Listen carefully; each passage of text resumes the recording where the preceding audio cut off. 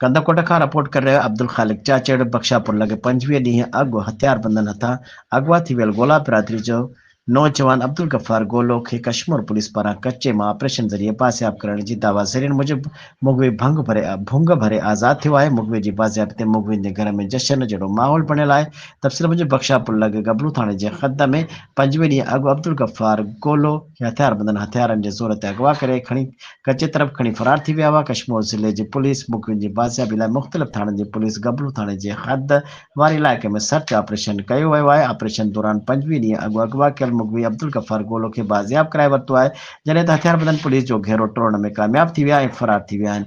Kashmir police मूजिबि त खुफ़िया इतला मिलियो त मुगवीअ खे ॿिए हंधि मुंतक़िल कयो पियो वञे। एसएसपी कश्मीर जे हुकुम ते सर्च ऑपरेशन कयो वियो आहे। ऑपरेशन दौरान हथियारबंद मुगवीअ खे छॾे फरार थी विया आहिनि। जल्द ॿियनि मुगवियुनि खे बाज़ियाब करायो वेंदो। होॾां ज़रियनि मूजिबि त मुगवी अब्दुल गफ़ार गोलो भुंग भरे आज़ाद थी वियो आहे।